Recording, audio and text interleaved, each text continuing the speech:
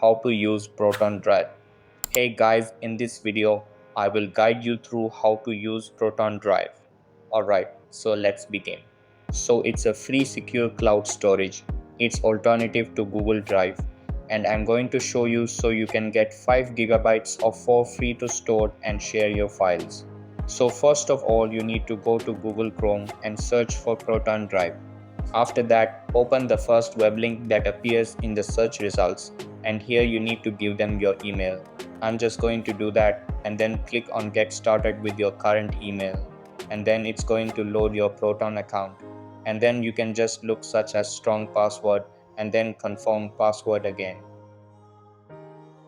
Let's start using Proton Drive now, and for €1 a month you can get 200 GB storage.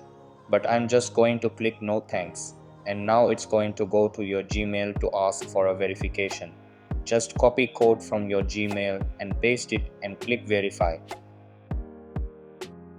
And now it will say thank you, and I'm going to show you if you want to upload the file what should you do.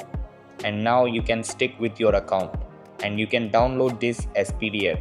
You can click on understand continue, and you can select your display name L.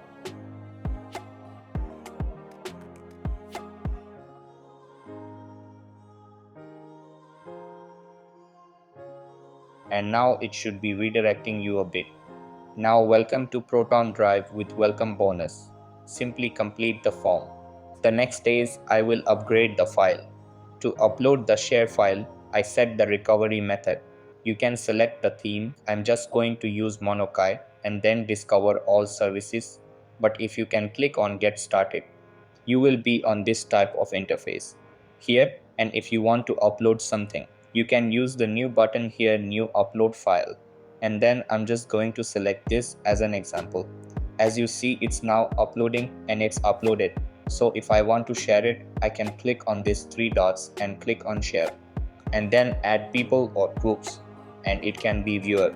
Or you can create a public link and click on here, and then just copy it.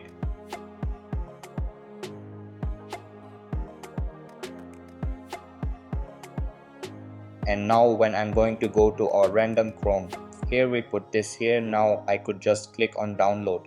You can also click scan download, and that's it.